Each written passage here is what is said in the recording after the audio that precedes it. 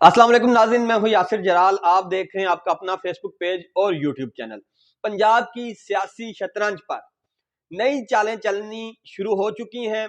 ECP, PDM मिलकर एक ऐसा खेल खेलने जा रहे हैं कि इमरान खान को उसमें गिराने की कोशिश की जाएगी, हराने की कोशिश की जाएगी।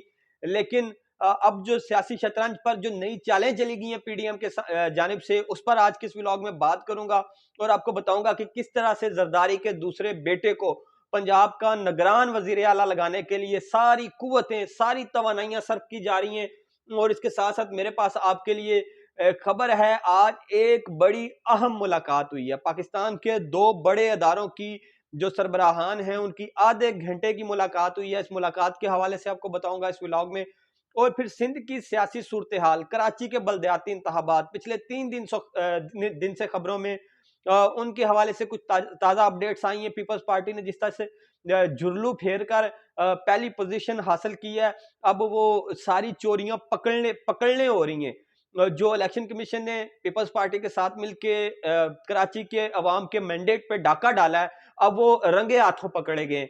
और जो जमात इस्लामी की सीटें वो अचानक से ज्यादा होना शुरू हो गई हैं और पीपल्स पार्टी की सीटें कम होना शुरू हुई है। ये सब कैसे हुआ है ये भी आज के इस व्लॉग में बात करूंगा। लेकिन सबसे पहली खबर, और सबसे पहली खबर पंजाब की सियासी बसात।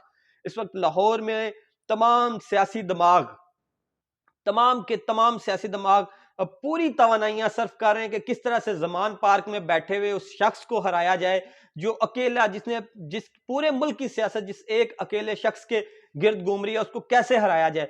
तो उसको हराने के लिए ये 13 जमातें, इनके चमचे खर्चे, ये सारे इकट्ठे हुए हैं कि कुछ ना कुछ किया जाए। तो अब एक नया प्लान तैयार किया गया। तो सबसे पहले वजीर आला की और अपोजिशन लीडर की मुशावरत होती है और दोनों मिलकर निगरान वजीर आला लगाने की कोशिश करते हैं। अब पीटीआई के जानब से जो नाम सामने आए निगरान वजीर आला के लिए पंजाब के, वो बड़े मोतबर नाम थे।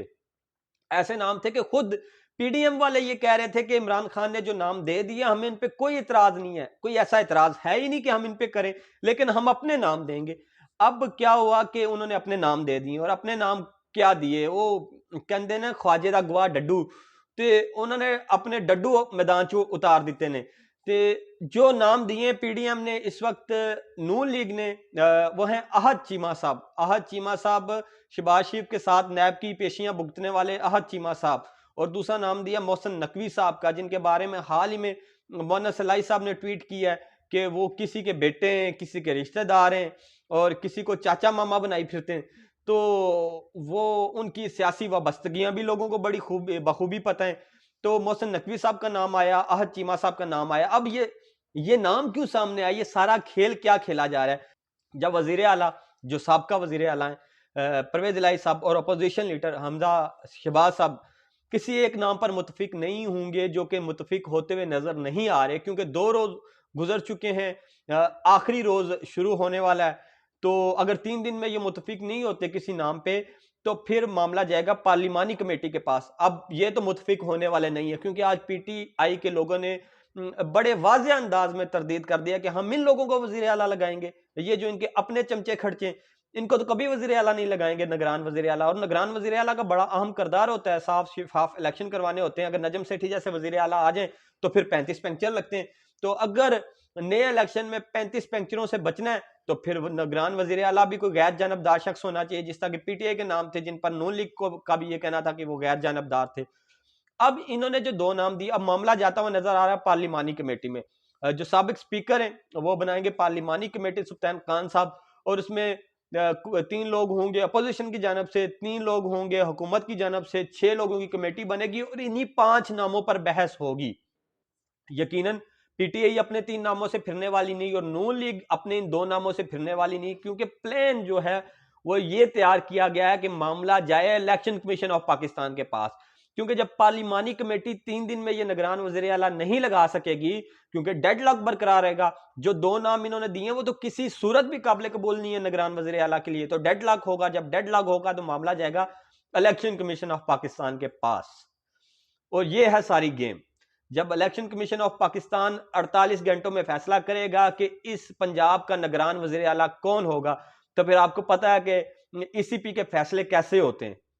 बिल्कुल ईसीपी के फैसले वैसे ही होते हैं जैसे इन्होंने सिंध में बलदियाती इंतखाबात करवाए, तो जिस तरह तोशा खाना में इनके फैसले आए, जिस तरह इनके फैसले आए फॉरेन फंडिंग केस में, एक पार्टी के खिलाफ फैसले दे दिए, बकाया के फैसले दबा के बैठे हुए। तो बिल्कुल इलेक्शन कमीशन का जो करदार है इस पे सिर्फ इमरान खान नहीं, तमाम पाकिस्तान की सियासी जमातें इस पे एतराजात उठाती हैं और उनके फैसले कहीं से आते हैं, इनको आमद होती है, व्हाट्सएप से फैसले आते हैं, मुबैना तौर पर तमाम सियासी जमातों का ये कहना है। तो जब इलेक्शन कमीशन ऑफ पाकिस्तान के पास ये मामला चला जाएगा तो यकीनन फिर वही बंदा आएगा जो मंजूर नजर होगा चिड़ियाघर का, और चिड़ियाघर के मंजूर नजर बंदों के नाम आ गए यहाँ से।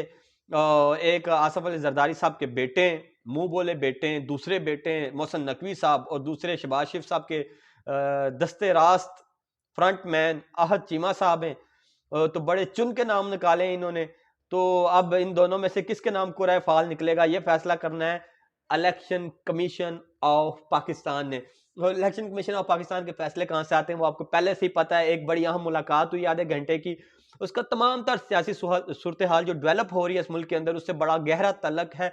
उस मुलाकात की बात करते हैं, लेकिन आपको बताऊं कि जमात इस्लामी की सीटें ज्यादा हो रही हैं। 86 सीट्स थी जो इब्तदाई नताइज जारी किए थे इलेक्शन कमीशन ऑफ पाकिस्तान ने। 93 थी पाकिस्तान पीपल्स पार्टी की जिन पे इंतखाबात हुए, लेकिन अब दो मजीद सीटें जो है वो जमात इस्लामी को वापस मिल गई हैं। 88 सीट्स हो गई हैं जमात इस्लामी की, जबकि पाकिस्तान पीपल्स पार्टी की 2 सीटें कम हो गई हैं, 91 सीट्स हो गई। और अब भी जमात इस्लामी की जंग जारी है क्योंकि उनके फार्म 11 और 12 के मुताबिक जो उनके पास नताइज मौजूद हैं उनके मुताबिक उनकी 100 से ज्यादा सीटें हैं जिस पर वो जीते हैं।